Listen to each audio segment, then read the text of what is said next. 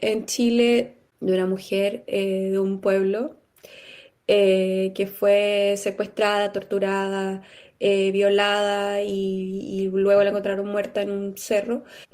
Su familia se tuvo que amarrar al juzgado para que no cerraran el caso sin nadie, sin ningún sospechoso.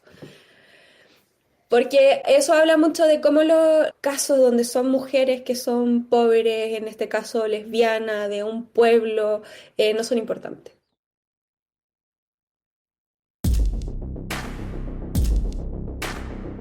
Desde Equal Measures 2030, soy Sara Nkoli y esto es Do Girls and Women Count? Las niñas y las mujeres cuentan.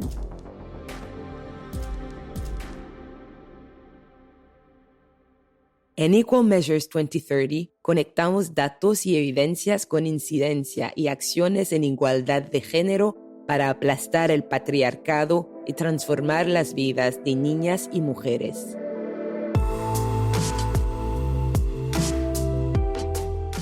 En cada episodio de la serie hablaremos con algunas de las mujeres más impresionantes en el activismo de los derechos de las mujeres en sus recorridos personales con la desigualdad y su misión para reequilibrar un mundo muy desequilibrado.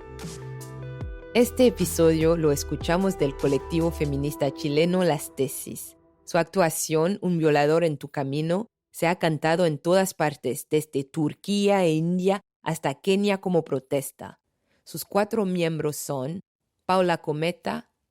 Ahí, ya. Ahí sí me estoy conectando. Dafne Valdés. Nadie quiere hablar. Muy difícil la pregunta. Sibila Sotomayor. In one moment my dog has heart issues, so she started like doing some noise. You're going to listen it on the recording, I'm sorry. Y Lea Cáceres. No, solo iba a decir que la voz de la traductora se escuchaba nula. Muy bajo. Un apunte sobre que cada miembro del colectivo estaba grabando de forma remota en 4 ubicaciones diferentes, a menudo ruidosas, por lo que la calidad de audio de este episodio varía.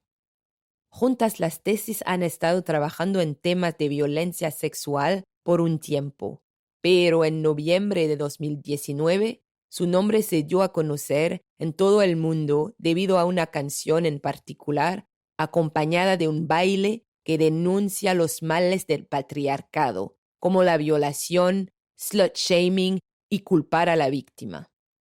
Escribieron el himno activista para luchar contra la falta de justicia para los sobrevivientes en su país.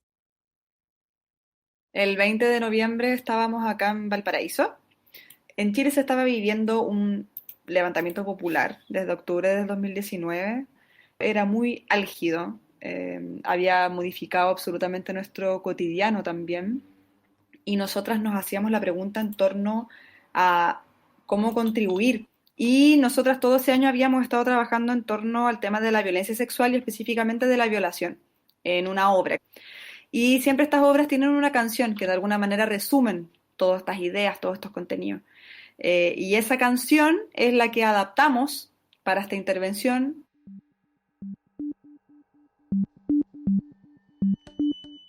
Agregamos, también creamos una coreografía que dialogaba con esta canción, que resumía todos estos contenidos que habíamos encontrado durante esta investigación de todo el año 2019, basándonos en las ideas de la antropóloga argentina Rita Segato, también de Virginie Despentes en la teoría King Kong en torno al pacto de silencio en torno a la violación, y sobre todo con esta tesis de que la violación, más que ser un problema personal o de patologizar, ¿cierto?, al agresor, por ejemplo, es un problema social. Es la sociedad la que permite e incluso fomenta una cultura de la violación. Y en el contexto del levantamiento popular surgieron muchas denuncias de violencia político-sexual en contra de la institución de Carabineros de Chile, que es la institución policial de nuestro país. Entonces nosotros tomamos la decisión de esta intervención dedicársela, agregando a la canción que ya habíamos creado previamente una estrofa que es del himno de la institución de Carabineros de Chile, a modo de parodia. Una estrofa en la cual habla de cómo el carabinero protege a la niña inocente. Entonces, con todas las denuncias de violencia político-sexual, que además casi en su totalidad eran de mujeres y personas de la comunidad LGBTQIA+, es que salimos a la calle a manifestarnos con esta performance que duraba 2 minutos y medio. Ese día la realizamos en 3 puntos de la ciudad, el 20 de noviembre, 2 plazas principales, y terminamos en el frontis de la segunda comisaría de Carabineros de Chile. El patriarcado es un juez que nos juzga por nacer. Y luego se suponía que ahí se terminaba, ¿cierto? Y desaparecía y ya, y cumplía su objetivo local de activar, ¿cierto? Desde Valparaíso, desde nuestro territorio, y ante una problemática también local. Que nos juzga por nacer. Y nuestro castigo es la violencia que ya ves. La canción y los movimientos del baile que la acompañan tocaron la fibra sensible de las mujeres de todo el mundo. Y en todo el planeta, los grupos comenzaron a reproducir y crear sus interpretaciones de la danza.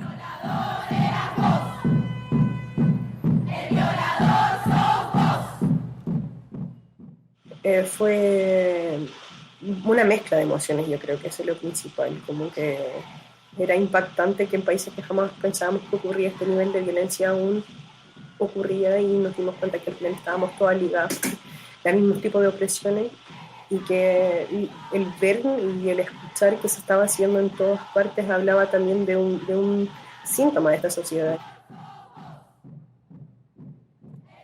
Cuando otras personas del norte del país, por ejemplo, del sur, empezaron a escribir que también querían hacerlo allá, fue como, bueno, estamos viviendo en este contexto como que corresponde. Pero ya cuando eran otros países, otros lugares, con otros idiomas, con otras culturas, era un poco como estar en una película.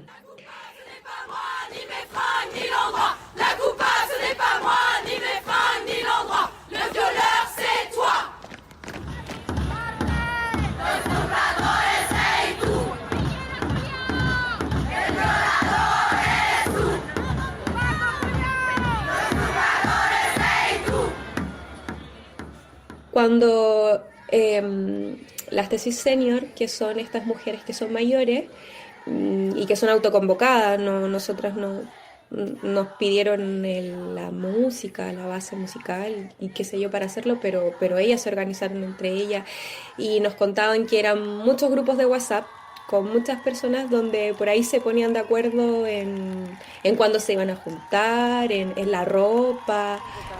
O sea, acá todas las mujeres que estamos acá, que claramente tenemos nosotras nuestras ideas, pero somos de un espectro bien amplio. De hecho, hay muchas que no tienen ningún color político, pero sí hacemos esta sonoridad, como decía esto al comienzo, hacemos esta sanación, porque todas estamos cruzadas por el mismo abuso, este abuso del patriarcado. Y cuando las veíamos y eran mujeres que en su mayoría tuvieron que vivir la dictadura en sus propios cuerpos, vivir la cárcel, vivir la tortura, y las veíamos haciendo esta intervención afuera del Estadio Nacional, que es un lugar de tortura, era muy potente porque son mujeres que tienen otra relación con la calle por haber vivido la dictadura en su propio cuerpo. Entonces, esa situación solamente nos llena de orgullo que todas esas mujeres más grandes, mujeres hasta de 80 años, hayan como tomado la decisión de estar ahí, de estar presente. Céntrica Plaza Mayor. Unas 300 mujeres, según las organizadoras, han cantado la letra creada por el colectivo chileno Las Tesis, después de que el Ayuntamiento de Madrid vetase los ensayos en uno de sus espacios públicos. Miles de mujeres se dieron cita en el Zócalo para replicar la protesta creada en Chile contra la violencia de género con el performance Un violador en tu camino. Nos dicen, entre comillas, que somos las que movemos el mundo, las que movemos la tierra, y somos las más afectadas, las más desprotegidas, las menos escuchadas. Un silence et une impunité que ces militantes comptent bien briser. Le message résonne jusqu'en Europe, en France notamment. Le violeur, c'est toi! A medida que crecía el movimiento global de personas que realizaban un violador en tu camino, el colectivo comenzó a escuchar sobre las formas en que estaba impactando a las personas que nunca se podrían haber imaginado. A mí lo más impactante fue después de un coloquio de perros, que es una actividad que hicimos en Santiago, que me acercó una mujer diciendo que había estado yendo muchos años a terapia para poder resolver el abuso de su padre hacia ella, y que luego de la manifestación y que ella salió a la calle se enteró que el papá también había abusado de la hermana, cosa que nunca entre ellas habían comentado, y que luego de esto sentía que el haberlo hecho, el haber salido, el haber tenido la valentía de traspasar todo este lenguaje a su cuerpo y haberlo gritado le había generado mucho más libertad que muchos años de terapia. Ha sido como más o menos una montaña rusa de emociones, como desde cosas muy geniales a cosas muy dolorosas también, entonces como que ahí van variando, pero yo creo que finalmente igual el tener un posicionamiento ahora, el donde poder conversar, el donde poder hablar de feminismo con distintas redes en distintos lugares, es una de las cosas más positivas que ocurrió después de la masificación de la intervención.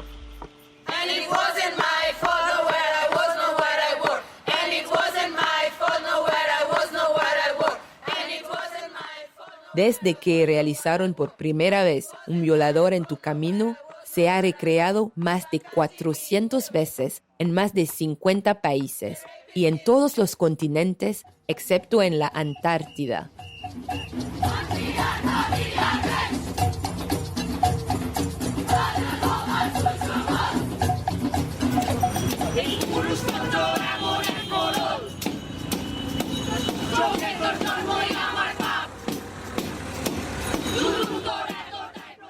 Para el colectivo, este fue la culminación de muchos años de lucha por los derechos de las mujeres. Pero a lo largo de sus vidas, hasta que se conocieron, cada una había llegado al feminismo de maneras muy diferentes.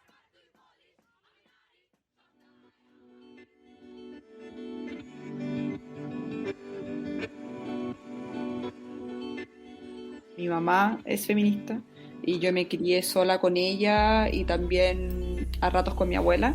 Yo nací en el exilio y llegué a Chile a los casi 10 años y también eso fue muy importante, ese cambio, de alguna manera haber tenido una infancia un poco protegida con mi mamá, con ciertos privilegios que ostenta el primer mundo, gracias evidentemente a su historia de imperialismo y colonización.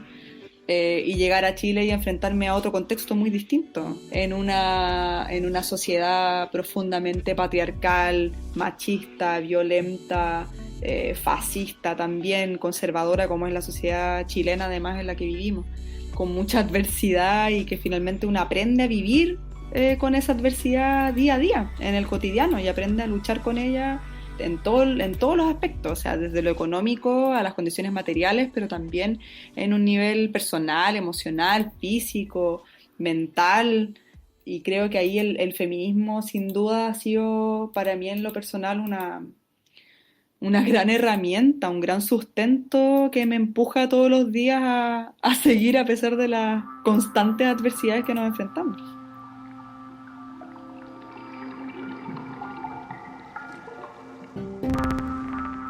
Mi papá se fue a otro país cuando yo nací, entonces mi mamá sola se tuvo que hacer cargo de mí y eso significó mucha explotación en su vida, de criar sola en los 90 en un país como este que es muy conservador y que donde sufre discriminación, por lo menos en esa época, por ser mamá soltera, por no te aceptan en todos los colegios, por ejemplo.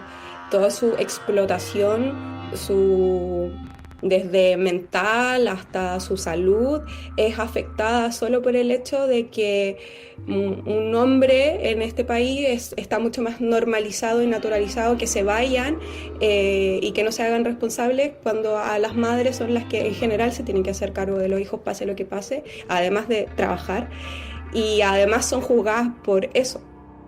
No tuve el privilegio de ser educada con parámetros feministas, sino que todo lo contrario.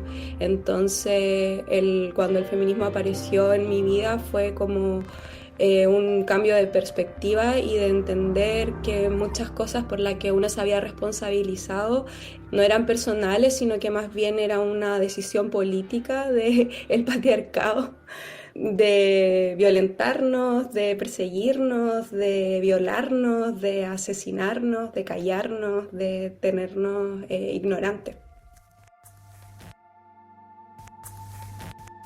Yo siempre hablé muy fuerte. Entonces siempre la gente me decía como silencio, habla más despacio, siempre más despacio. Y no tan solo a hombres, sino que también a mujeres.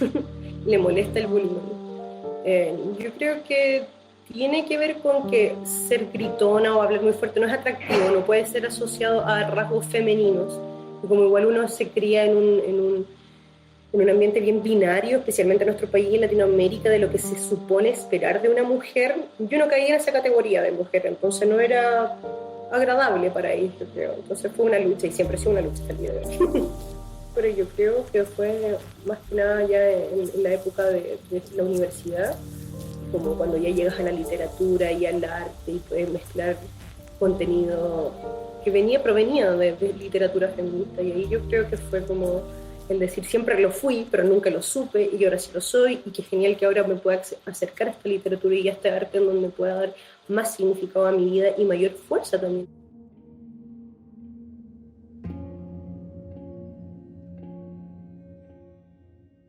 Era la niñita que alegaba, la que reclamaba. Era una postura y una forma de ver la vida que me enseñó mi papá. Entonces él, que era matemático, científico, me hizo siempre dudar de todo aquello que fuera una verdad. Entonces siempre me cuestioné por qué, no sé, los hombres y las mujeres, ¿no es cierto?, se vinculan de tal forma en que no hay igualdad salarial, en que, no sé, siempre se habla de los científicos. Entonces, esas cosas a mí me empezaban como a chocar desde muy chica. Y al final, todo esto ya a esta edad decanta en el feminismo. Incluso también pudiendo cuestionar todo lo que esta ciencia dura que mi papá me explicó y que me enseñó como casi a respetar, que también eso se pusiera en problema también. Que lo cuantificable puede ser cualitativo también. Entonces tú ya empiezas como a tener conflictos con tus padres o con quienes han visto de manera más tradicionales las formas de vivir o no sé, como de pensar. Entonces lo mío tiene que ver un poco con la ciencia, con una muy mala experiencia materna también, una experiencia de desprotección y de vulnerabilidad, pero que podría tomarse como una experiencia muy mala respecto a mí y a mi vínculo con las mujeres, por ejemplo. Y no es así. Entonces, tú con ese tipo de experiencias logras un poco discriminar entre esta idea también de que la mujer como género es como lo más bondadoso, o esta guerra estúpida de hombres contra mujeres, y es como que no, son cuestiones que van más allá del género, sino que son cuestiones del ser humano. Siempre nos ha parecido muy impresionante que las 4, siendo solamente 4 personas, sin embargo reunimos una cantidad de diversidad de experiencias de vida que incluyen exilio, que incluyen migración ilegal, cuando Lea y su familia se fueron a Canadá, que llegaron como migrantes ilegales, que incluye abandono de padres, en el caso de mí y de Dafne, pero también abandono de madres, en el caso de Cometa, crianza feminista, crianza todo lo contrario, de todo finalmente, y a pesar de todo aquello, nos encontramos igual en un mismo punto. Nos encontramos de todas maneras frente a un problema sistémico, nos encontramos en la lucha en contra del patriarcado y en la lucha feminista, a pesar de todo aquello, y estamos seguras que si nos juntáramos con 4 mujeres más, o personas más, ¿cierto?, podríamos encontrarnos con muchos otros relatos y sin embargo volver a encontrarnos en el mismo punto, siempre. Y eso es lo que es tan impresionante y que te demuestra de que el problema es tan visible, es tan evidente, que el problema de raíz, que significa erradicar el patriarcado, es una necesidad global. Al reunirse, el grupo tuvo que averiguar cómo operar como colectivo y cuál era su proceso creativo colectivamente.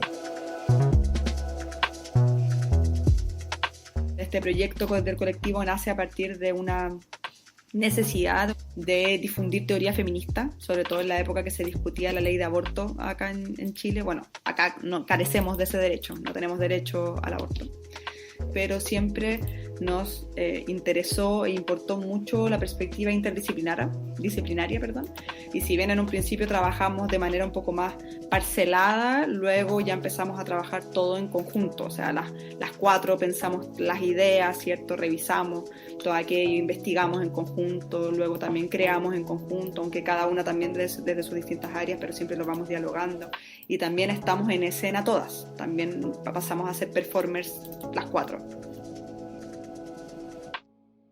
Vivimos en un lugar, en un territorio que es muy hostil en general, sobre todo en cuanto a la violencia de género. Nuestra vida y nuestra práctica siempre es en resistencia, en crear desde los márgenes territoriales y también conceptuales. Lo primero es porque es una necesidad de hacerlo, es una necesidad muy, muy urgente de crear diálogos, de crear reflexiones desde el arte y desde el feminismo.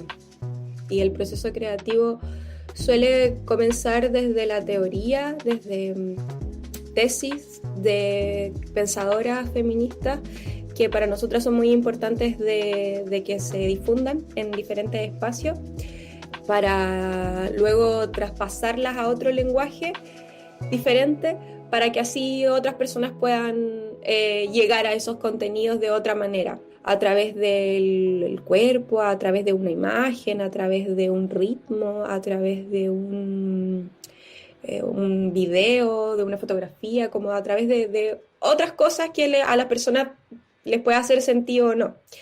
Reiteramos la información mucho rato también. A través de su investigación, las tesis descubrieron que la realidad de la violencia de género era más alarmante de lo que pensaban. En Chile, cada 25 minutos ocurre una violación. De cada 10 casos de violación, solo se denuncian 3. Y de los pocos que se denuncian, solo el 8% termina en condena.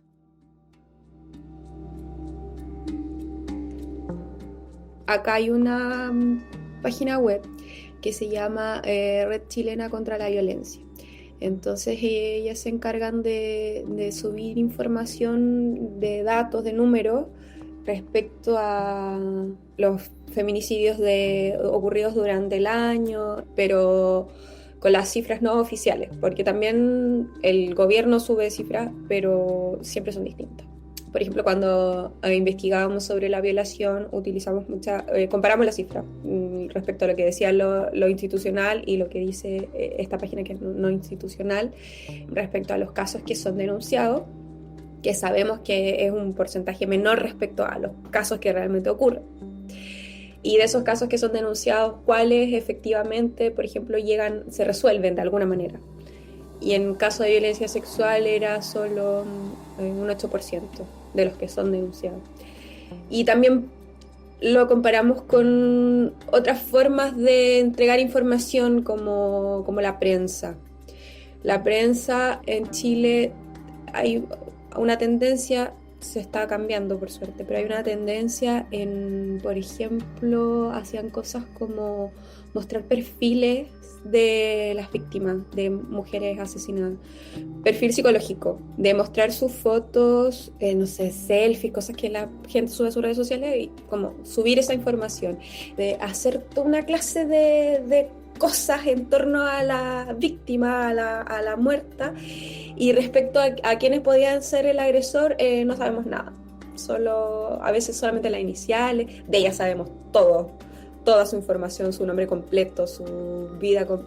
Entonces, ese tipo de cosas, de cómo se hace la representación de estos crímenes en la televisión, en la prensa escrita, además de las cifras duras de los lugares no institucionales, respecto a los institucionales y además casos emblemáticos cuando era de violencia sexual, por ejemplo. Acá había uno de una mujer de un pueblo que fue secuestrada, torturada, violada y luego la encontraron muerta en un cerro. Su familia se tuvo que amarrar al juzgado para que no cerraran el caso sin ningún sospechoso. Porque eso habla mucho de cómo los casos donde son mujeres que son pobres, en este caso lesbianas, de un pueblo, no son importantes. Entonces todo ese tipo de datos, ya sea numérico, pero también de ejemplos como el que yo hablaba recién, los tomamos para tratar de ponerlos en esta síntesis que nosotras buscamos hacer, en este condensado de información, de recursos, para trasladar, en este caso, el tema de la violencia sexual, por ejemplo. Desde que se convirtieron en un colectivo, si bien han tenido muchos éxitos, los desafíos en Chile para operar como feministas, individualmente y como colectivo feminista, son muy grandes. Lamentablemente hay muchas personas que ven amenazados sus privilegios en las feministas por algunos motivos. Siempre te pone como en un lugar donde de alguna manera tienen que castigarte por asumir una persona que quieres defender tus derechos de alguna manera, como que nos lleva una cosa bien medieval, neomedieval, que ocurre tal como con las brujas. Entonces, en nuestro caso, como el colectivo tiene una visibilidad mucho más que muchos otros grupos feministas o como personas individuales, nos pone más aún en ese lugar donde tenemos que recibir insultos de todo tipo, sobre todo por redes sociales, que es un lugar como sin ley. Entonces hay muchos ataques, muchos insultos por cualquier cosa. Amenazas de muerte, amenazas de violación, críticas de todo tipo a todo lo que hacemos, a todo lo que decimos, a todo lo que no decimos, por todo lo que nos manifestamos, por lo que no nos manifestamos, críticas a nuestro trabajo, pero no críticas con fundamento, sino que solamente como por odiar. Entonces, claro, de alguna manera ese tipo de cosas nos afecta emocionalmente, pero también nos obliga lamentablemente nos obliga a cuestionarnos todo lo que hacemos, a cuestionarnos todo lo que vayamos a decir. Yo creo que uno de los grandes desafíos de nosotras mismas es como de construir el patriarcado entre nosotras mismas también, porque a veces sí cosas nos vuelven a someter o nos vuelven a decir, pucha, no es correcto lo que dijo, no debería haber dicho esto, siendo que no es así, pues porque nuestro trabajo no busca algo personal, sino que busca colectivizar ideas. Cuidarme no es autocomplacencia, escribió la escritora y feminista afroamericana Audre Lorde en su libro de 1988, A Burst of Light. Es autoconservación y eso es un acto de guerra política. El autocuidado en el movimiento feminista se trata de proteger y preservar el bienestar mental, físico y emocional de las mujeres y otros grupos marginados que deben operar en sistemas que discriminan por motivos de género, raza, clase u orientación sexual.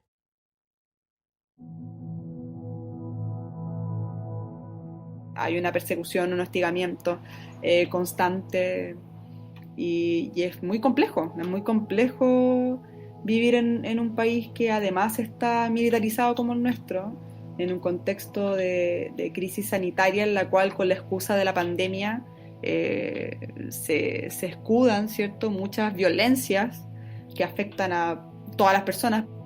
Nosotras tenemos 2 abogadas que colaboran con nosotras ad honorem, quiere decir que lo hacen por voluntad, pues nosotras carecemos de los recursos para pagarle a abogadas, ¿cierto?, que nos han acompañado y asesorado sobre todo frente a la persecución institucional, de la cual nosotras hemos sido víctimas también, lamentablemente, y que es constante y que sucede todo el tiempo, incluso en la superactualidad hoy en día, ¿no? Como que no es algo que pasó hace el año pasado, sino que es constante.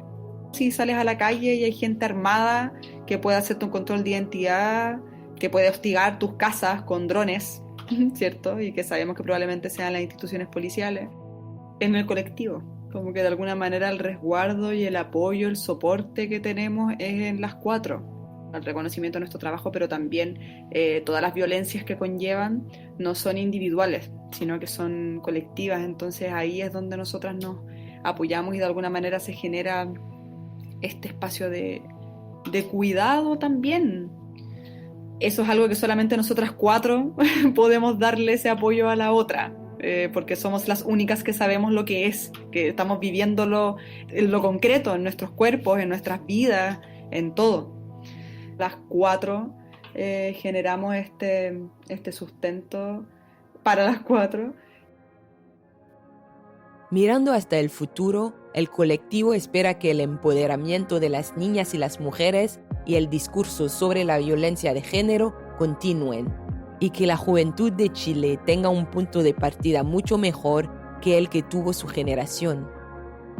Cada vez hay más niñas, niñes, adolescentes también, que tienen una conciencia en torno a la violencia patriarcal, en torno al machismo, una conciencia en torno al feminismo también, que sin duda no era tan popular o generalizada cuando nosotras éramos niñas y adolescentes, eso sin duda. Pero sin duda sabemos que hay muchas cosas que faltan.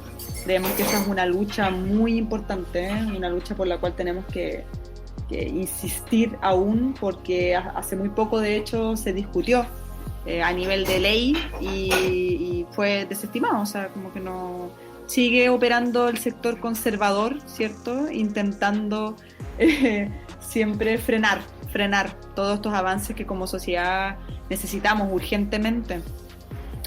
Entonces eso no nos cabe duda, pero sí esperamos que a futuro contemos con una educación sexual integral, contemos con una perspectiva feminista también en la educación, en nuestro cotidiano también, en nuestra convivencia, en cómo nos desarrollamos como personas, que acorten también las brechas de género, en el sentido tanto a nivel económico, pero también, por ejemplo, el hecho de que en las ciencias siempre está esta brecha de género, de que en general son varones cisgénero, ¿cierto?, etcétera, como todas aquellas brechas, todos aquellos imaginarios que se han construido en torno a los estereotipos de género se destruyan por completo, que comprendamos que también los géneros no existe tal binarismo, sino que es una diversidad también, ¿cierto?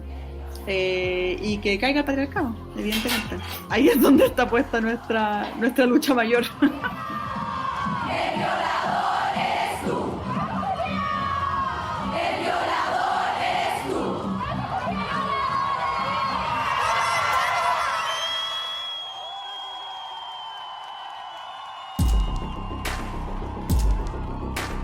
Gracias por escuchar The Girls and Women Count, un podcast de Equal Measures 2030. Pueden encontrar la serie en Apple Podcasts, Spotify o su plataforma favorita de podcast. También pueden escucharlo online en equalmeasures2030.org/podcast, donde pueden encontrar más información sobre Equal Measures 2030. Esta serie está presentada por mí, Saran Colley, y producida por Fat Rat Films, con la dirección y edición de Jody Taylor, edición adicional de Olivia Humphries y Lori Martínez, diseño de sonido de Jamie Pereira, asistente de producción y traductora al francés de Ella Godfrey y traducción al español de Julia Rosen.